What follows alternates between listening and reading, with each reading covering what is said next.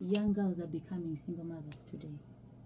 Right. I think let's begin with actually the definition of single Okay. parenting, right? Okay. Yeah. Yeah. Yeah, this Sure. is the state where you are handling your parenting responsibilities Mm. singly. Mm. Now, when you look at parenting, Mm. there has to be two parties. Mm. There has to be a man and a Mm. woman. Mm. Now, when you look deeper, the role of a man Mm. in parenting Mm. comes in the place of confidence development. Okay. Anytime you find a child struggling with body issues, I hate my skin color, I'm too dark skinned, I'm Mm. this, any physical issues, you Mm. should know that there is absence of a father in their life. Okay. And then the role of a mother Mm.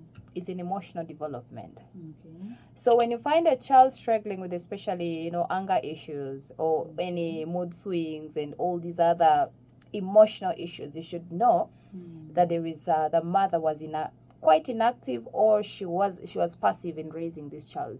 So Okay. because most these parents, their presence creates, when they're two, it creates a Mm. stability in the growth of the child. So the Mm. absence of either creates a gap. So single Okay. parenting means there's one person in the picture.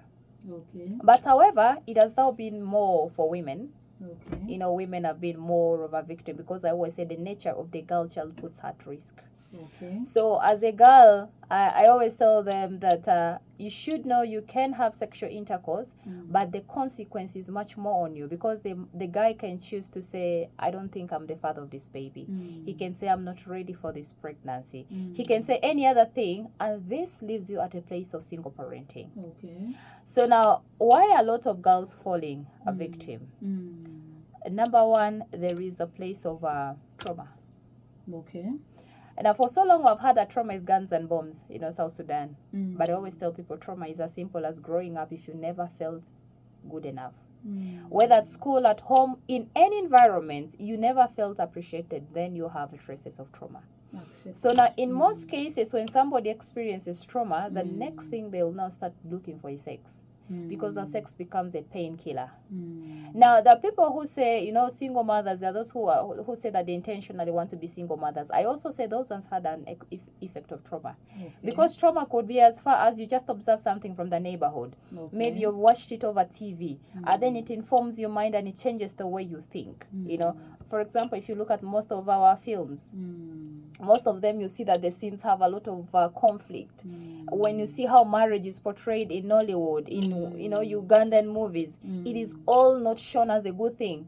It's either one is dominating and all that. So because of such ideologies, now the people who say, I don't want to get married, I want to stay single, or sometimes it's the environmental factor. Then number two, there is the place of ignorance. Now, there are a lot of girls who have engaged in sex without even understanding the consequences. So now you get into the sex, maybe you thought the guy was fully into you. Then the guy realizes, I'm not actually ready for the responsibility. You're pregnant, and then someone says, let's get rid of this. And then your value system says no. So in this place now, you become a single mom because the person is not ready for the responsibility. And then there is the place of the helper's ideology. A lot of us, especially women, were being raised with the idea that men are supposed to help us. We are helpers. So men come through for you. So now there's a way when girls reach about the age of 13, most of them already have an idea of how they want their lives to be. They know when to get married. They know how they're going to get married. So by the time she gets pregnant, sometimes there's the idea that maybe this guy will take responsibility. Because, one of I told you sex is one of the things they said can keep men according to the African tradition. So now she's doing this, maybe so that I can keep a man. But then when she reaches there, she becomes a victim of circumstances. And then I think finally I'm going to say there's the place of self-hate. If I don't have a good relationship with myself, I don't like myself, the next thing I want is a relationship to feel better. And now, so in such kind of scenarios, one can also become a single parent, because now I'm seeking validation through the relationship. I think maybe having a spouse or having maybe a partner is going to make me feel better. I don't know if you've ever seen the women who are saying, I'm unhappy because I'm not married. Now I'm of this age, I am reaching this age, I am not happy. Why? Because we have been told that, you know, your happiness is in a women or men. So now some of those things also now put people in the places of single parenting, because now as she is thinking, maybe I could use the shortcut, get pregnant for him, then he'll marry me. Then the guy changes his mind and he says, no, I wasn't ready to this. And so, like I said, the consequence always falls bigger on the girl, emotionally, physically, socially, economically. All these things become, even mentally, it falls stronger on her. So that's why now when we are discussing single motherhood, it's just because of that. Wow. I Yeah. hope you are listening, dear. She said something about people using sex as a painkiller and trauma. We know all those come from one place of emotional vulnerability. True. And how do early relationships and emotional vulnerability contribute to unplanned pregnancies? I think let's begin from when girls grow. Okay. You know, in psychology, they say the holistic growth of a girl happens at the age of 25.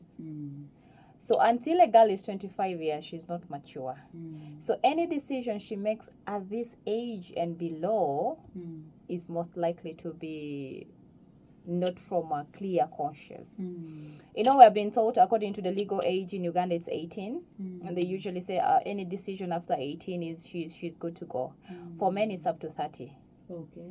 Because there's a concept in the brain that they say develop at that age. Okay. And so a lot of the decisions when a girl takes at this moment, most of them are not sure. Like now we talked about the concept of the trauma, right? Now there is a trauma where I just feel like at this stage everybody is in a relationship. I should get into the relationship because my friends are in. This is the age. You know, there's this age where society starts asking you, where is the guy? You know. So now, because of that, a lot of them get in without understanding the consequence of every decision they make. And so by the time they get into that space, there is already, you know, the strain or the emotional imbalance. That's true. Yeah, which they do have. And then number 2, I talked about the concept of ignorance. Ignorance is one of the most craziest. I always say ignorance is like death. You're not familiar of who you are. For example, every time I ask the question, who is Joy? We don't describe Joy as the skin color. Because every time people say, Joy is, I'm a wife, I'm a mother, I'm an employee. That's not Joy. Those are your characteristics. So now without fully understanding that person, because remember, that person unfolds as time goes. That's why a moment reaches, for example, when people reach, there's that highest level when they reach, you know, the people, I don't know if you've heard of people who have committed suicide after having everything. Yeah. Because they never clearly got the individuality. So when girls make these decisions earlier, then you find that some of those things are not developed. That's true. You know? So now she's making a lot of decisions in ignorance. She's making a lot of decisions not knowing who she is. And number 2, when she gets to this place of now parenting, she cannot add value to this child. You have seen places where these responsibilities have been shifted to parents, to grandparents, or the parents of the girl or the parents of the boy, because now the children could not. Now remember, I said this parent has their own contribution in their child's life, but right now, because they were not emotionally ready, now they had to shift these responsibilities. And then of course we talked about the place of self-discovery. You do not know who you are, and now the child you're raising is much more going to also birth more traumas. Yeah, they're going to have the same traumas because they're not self-aware. For example, there's the common bullying technique now people use. You know, when kids are playing, they say, my daddy, my mommy, my daddy. Now your child has no daddy. Oh dear. Your child has no mommy. Oh dear. So now every time they are playing, that thing rings in them that you're not enough. Maybe sometimes it rings it takes in the information that you're a mistake. So all these things, sometimes the child will have to deal with them at school. As they go to school, sometimes they say, I see in my daughter's school, they keep saying hello to mommy, say hello to daddy, say hello. But your child does not have those people in the picture. So it leaves them in that place of vulnerability. And then, of course, I believe that's where now the whole thing keeps continuing. Yeah. Wow. don't let your children be vulnerable out there. Let's take care of these girls, because these become generational problems, like you True. said. You know, True. it transfers from one generation to another. Maybe trauma from this generation, because like you say, this one goes to school and they're like, my mommy, my daddy, this one died, and that's already trauma. You know, let's take good care of these children out there. Listeners, women, men, listen for your daughters. Now let's get to the next question. What are the real dangers and long-term consequences of becoming a single mother young? The real dangers. What are those things a person will look back at and you say, you know what, I wish I didn't allow my pain to overwhelm me. I wish I didn't go for shortcuts. I wish I waited. I wish I stayed strong. What are some of those consequences? One of the major consequences is emotional imbalance. I don't know if you've ever met single mothers and you've seen how bitter most of them are, right? Because there's a responsibility becomes overwhelming. Now, remember, first of all, our physical, or let me say, when you look at the situations of childbearing, talk of pregnancy, talk of all these things, it's already overwhelming. Yeah, you're not sleeping well, you're not feeding well, maybe if you have a very tough pregnancy, then you're adding societal ridicule. Where is the husband? You're produced outside the wedlock. You're a very loose woman. That is number two. You're leaving that aside. There's the shaming on your family, and your family bashes it on you. So at the end of the time, such kind of things make the women very bitter. That's why I don't know if you've observed, you realize most of them have emotional issues. They struggle with it. Sometimes they push it to the children. There are women who hate their children. There are even these ones who produce early. In the long run, they hide these children. They don't tell they have bigger children, especially now when they marry. Why? Because something happened in her childhood or when she produced early, and it changed her perception. So that is one of the things. Then number two, there is the the negative patterns. I always say 80% of daughters marry men like their fathers. Okay. 80%. Why is that so? Because it's a reputational patterns. Okay, like what do you mean, men like their fathers? Even girls too. Children, there's this saying that an apple tree falls under an apple fruit falls under an apple tree. Okay. Doni de dotia and Lubarachi, they say like that. So meaning there is a high likelihood of your daughter repeating that same pattern. For example, I always say, if you find a single mom, do your assessment. You're going to find, number one, this girl was raised either by a single mom.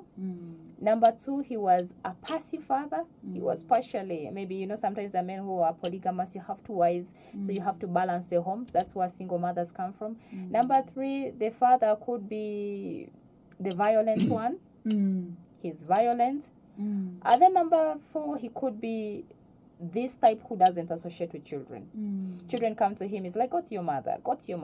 So because now girls draw inspiration, or they understand manhood through their fathers, they get to understand that their father is the ideal person. So, and because we're energy oriented, we live by energy, at the end of the time the girl will not find someone who is like her father. So that is now that danger. Actually, that is the biggest danger. Meaning, I always say there are 4 generations in your hands. Your children, your children's children, your children's children's children. So the decisions they make are going to be solemnly on the decisions you make. And so this is going to be a living pattern that you're likely to struggle with. Unless the girl is self-aware, then she's going to be that. And then number 3 is, of course, now the parenting is going to be shifted back to the parents. You as you're the parent now. As a grandmother now, you're taking care of the kids, and that is also going to be another thing which is heavier for you, because I believe we have a responsibility. There's a given period of time for us to carry this responsibility. But now, because you're now in these circumstances as a parent, you're forced to carry a double load. And then number 3, sometimes there is now the physical, the looseness, because now when a girl has produced one, maybe 2, she starts thinking, I have no value. Now who is going to marry me? And then you find most of them now start being sexually careless. They just start sleeping around with everybody. Oh, They dear. start looking for any person available to Mm. find their value. Oh, dear. Yeah, so those are some of the long-term consequences Oh, that dear. happens to the girls. Yeah, And there is also the aspect of financial stresses. exactly. It's overwhelming financially, because now when you're talking about school fees, now remember, everything is on you. Yeah. You're looking for fees, you're feeding this child, Mm. everything is literally on you. And sometimes naturally we get overwhelmed and you just need maybe someone to tap you up. Yeah. But now you do not have this person, because now to your family, Mm. maybe you gave birth early, it's a burden. Mm. And then at the same time also here, Mm. you're handling everything alone. It becomes so much heavy. That's why I'm saying now, most times they dump it on the parents, Mm. which is also not right. Mm. Of course, when a girl errs, we can forgive her, Mm. especially if she's young, she seeks forgiveness, she wants to change. There we can help her. Mm. But most times I don't recommend a parent trying to pick the girl by force and saying go back to school. Mm. In most cases, those ones would have not learned. Mm. The best one is when she has done this, she decides, I want to go back to school, because she has tested the circumstances. Usually such a girl is more focused than the girl a parent picks out by force. We'll talk more about that in Okay. the next segment. Let's go to the next question. Hmm. You know, like, actually, before we get to the next question, you know, one of the dangers, I believe, like you had mentioned earlier when we had just begun, is of how the environment cannot favor this child, not even the mother. You understand? But let's try to avoid these things. Odorono. Let's exactly. Odorono, the child is called a bastard. A bastard. You know, you're a loose woman. This is your 40th day. You're an LC1. Oh dear. You're an LC2.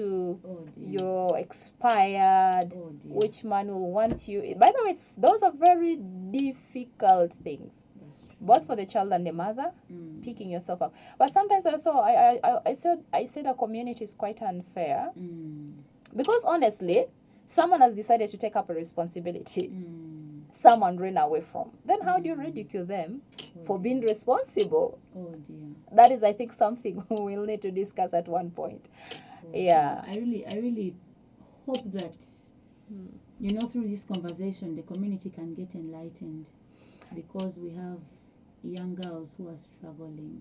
You know, you see a girl so young, a school going age, primary for that matter, she has to carry things on her head, come to sell, the babies on the back, maybe she has to tie the baby on the side and keep breastfeeding. You know, we'll look at these things later on, but now how do family and society contribute to preventing, you know, or increasing the problem? Let's talk about the increase first, then we'll get to the prevention.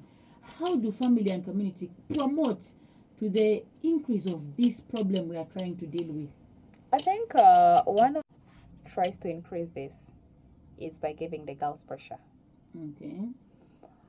Religion, culture. By the time you reach the age of 20, they expect you to be married. But the girls start hearing about menopause as early as 13. So a girl knows the older I grow, the more I'm expiring. The less fertile I become. The less we just fertile talked about I become. infertility earlier. Yes. And so as this girl is walking through life, she's already afraid. Am I going to miss out? Will I find a man? Which one is going to accept me? Men love younger women. So now these are some of the things that belief systems, culture, and religion has instilled in them. And so it pushes them to that place. Now I always say desire is like thirst for water. You know, when you're thirsty for water and you're in an area where the only water is dirty, you even see cows drinking, you're going to drink that water. And that is how it is. Now when the girl is mentally ready, I call it a mental alarm. She feels like I now want to get married, she's going to do anything. Then one of the strategies she was taught is now have sex with the man. When you have sex with him, you give him a baby, he's going to marry you. Remember in the ancient days it used to work because of the cultural boundaries and how we wanted to protect our cultures. It used to work, but now it no longer works. So that is one of the amplifiers this community is doing. Number 2 is body shaming women, or generic shaming of women. There is age shaming, there is body shaming, there is color shaming. So every time this leaves women in a place of competition. When I meet you, the first thing I want to see is how am I better than you. That's why I always say the first thing you notice on somebody is your place of weakness in most times. Mm. And so that is one of the things, because now when I start feeling like I'm not pretty enough, the next thing I want is a relationship to validate myself inside. Yeah. Oh, if I were ugly, how comes this man loves me? How Mm. comes this man accepted me? Mm. Now that becomes also one of the ways society amplifies. Mm. Pressures.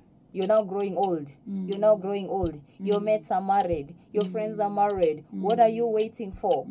That is one of the ways they amplify. So the comparison, competition, making the girls ride to the paces of their friends, it's one of the creators of these. Oh, I think, yeah, let's go with the 3. Oh dear. Now, that aside, now let's talk about how society can actually prevent these problems. You know, because it's clear most of the red flags are raised by the society. You know, there's some of the reasons. Someone was telling me some time back about how their mom was not sent to school, but her brothers were sent to school. You know, and the mom conceived as early as 16.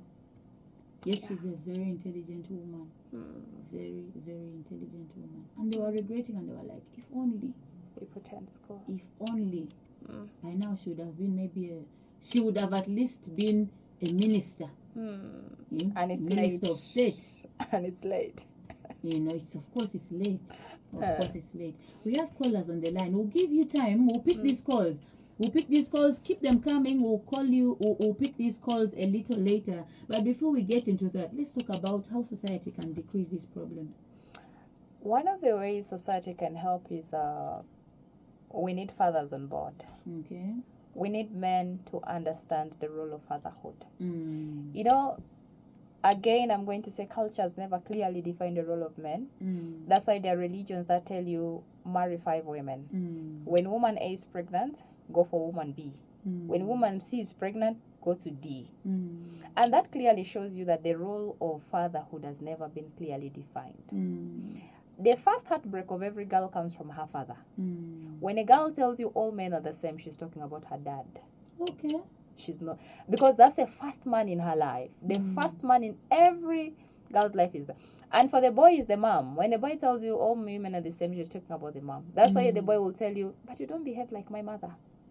So every time they're looking for this figure.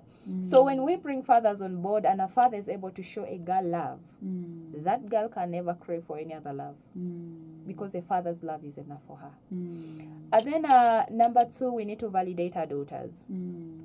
You know, currently there are these things of Okika, there's Okwini, there is a tall girl, you're now growing too old. These are not validations. You're destroying the girls. Oh dear. Can we speak life to our girls? Remind your girl that it's okay for you to be different. I am dark skinned and it's good for me to be who I am. You're different. Our features are different. So validate her in her difference. Do not make her conform like the other woman. Actually, there was a statistics I saw somewhere. They said in Nigeria, by 2011, skin bleaching was at 70% in women. Wow. And 30% in men. Okay. Why? Because someone was told being dark skinned is not ideal. They said in Japan now, at least 80% of the women have something they're put in their bodies. It's either they have worked on their lips because they feel their lips are not good, maybe their bum, maybe their nose, maybe. Why? Because lack of validation. Nobody spoke into their life to tell them that you are different and it's okay for you to be different. And then part of this thing is help your daughters heal from the traumas. Because no matter how much you talk to somebody, and if they have never healed from the traumas, you're wasting time. It's like dropping also the information in a hole, especially if they have experience. Now, remember I said by 7, children already self-aware. 75% of them are already made by 0 to 7 years old. Now, if a child has experienced this, now can we help them experience the place of trauma healing? Now, this is actually where some of the camps are doing come in. We're trying to see that the girls heal from some of these conversations. You know, being a girl is a weakness. Being a girl is you're dull. Being a girl, you're not wanted. I think you've seen there are societies where when a girl is born, like in the Kakwa culture, Kakwa, the third girl is usually called Awate, to remind you you're girls. Oh dear. The first girl, Okay, you received a blessing. The second girl, there's the feeling of mixed feeling. The third girl, they now call the Awate comes in. Oh dear. Neria for Lubara version. Oh dear. And so now the girls grow up with the perception, I'm not wanted. Oh dear. I don't belong. So can we help them get to the place of knowing that you're valuable? Because it doesn't matter the gender, being born a girl, you're a gift to us. We appreciate you, we love you. So I believe these kind of conversations can help them, take them through the journey of self-discovery. They should understand that they're beyond this physical body. When you buy water, what you're buying is the substance in the water bottle. You don't buy the bottle. So there's a substance in you. That's why I always say whenever we die, they call it the body. They cease to call that person by name. Why? The person who made that identity left. So you're beyond this body, and that's a conversation we also need with our daughters as well. Yeah. Wow. So we get to know that love and guidance, especially from the father figures. Exactly. And then support and discipline. You know, we need to discipline these ladies, these young girls, and support them. You know, validation is support. And in a way, when you validate someone, you are disciplining them, by the way. True. You are instead tries to take advantage of her. True. You know, so it becomes very difficult to trust male figures and be vulnerable unless time tests them. True. So now in this scenario, what are the practical steps? Because these people are in these families, of course they go to school. Maybe they have schools around them. Like you said, the lady may say, now I want to go back to school. You know, instead of condemning her, what can the school do? What can the family do? She goes to church. Instead of the preacher standing on the pulpit and saying, some of you, something like that. You know, instead of, it's not really nice. What can churches do? What can communities do? Instead of the community labeling someone as Odorona or maybe LC1, LC2, like you said earlier, what are the practical steps these people can take to help these girls come out of this trap? I think, thank you for that question. The first thing I'm going to say is knowledge. You know, part of something I've learned is a lot of our, especially religious leaders, struggle with knowledge. Because sometimes most of them, you know, you started maybe from, you dropped out, you started it from P7, maybe senior 4, so some of them went to those institutions. And now most of them were not built, and because most of us struggle with a reading culture, now we don't understand human behaviors. So one of the first things I think we need to go back to is the place of knowledge. And even our own curriculum, the lands people don't learn about the human being. We learn about everything else. You know, you're learning about machines, but you don't learn about you. So the first thing is we need knowledge, but about knowledge about your individuality. Who am I? Your body, the spirit, the soul, all these things. You know, the same way we take care of this body. I always say that the spirit and the soul has to be taken care of the same way. And so if you don't take care of this body, for example, you don't bathe, it stinks, right? Yeah. The same to your soul. Now, when you look at things like sex, when you look at things like sexual intimacy, when you look at substance abuse, there's a way your soul is saying, I'm not clean. I need to be taken care of. You see that? So now we need holistic knowledge, especially from these people who are in the places of leadership, whether it's in school, so that they're able to help these people from the tangible need. You're helping right from the roots. You're not just, you know, pruning. Now, there are a lot of us who are doing the pruning role. For example, if you're telling me, Bamo Baliko, you're doing the pruning bit of it. Yes. But you have not dealt with the roots. So now that leaves the problem still intact. So we need to go back to the place of knowledge, especially for the religious leaders, the teachers. They need to understand this. Senior women teachers, the senior male teachers, they need to understand this concept. Number 2, now we need to groom something. There's a project I'm working on called the Safe Fathers. Now, Safe Fathers is, because remember I told you in the beginning, fathers play a unique role in child rearing. And if they're not there, there is a gap. And the same to a woman where she's not there. That's why you see children who are raised in homes where their mothers are inactive have a lot of anger issues. Look at the places where bombers come from, people who are bombing others. They come from the countries where the women are silenced, right? So, but how do we find safe fathers? That means now, when we're raising boys, we need to stop raising boys with a sexual mindset. That's what society does. There are these common conversations. A man and a woman cannot sit together. Something must happen. Can we delete that belief system? It's okay, a man and a woman can sit together as long as you tune your mindset to the right thinking. So it doesn't mean that every time a man and a woman comes together, there should be sexual intimacy. We have control. We have the human mind. Now, the human mind is not like the animal mind. Even animals, the animals that don't sleep with their siblings, they can discern, like, no, I cannot. So can we get back to our mind and see that we protect our community, we protect the girls, because when we lose one girl, you've lost. That is a great loss to the community. So we need safe fathers. We need to raise safe fathers in our community who can help these girls. That's why in girls' schools there are these people called the senior male teachers. They act as father figures. When the girls are stressed, they go and talk to them. So now this could be a place where we can see how can we build, but they should be safe. They should not take advantage of the girls. And then one of the things the society needs to take is sexuality education. Now in West Nile we don't have. We hardly have sexuality. Girls, by the way, most of them get into these things unknowingly. We just tell them sex is bad manners.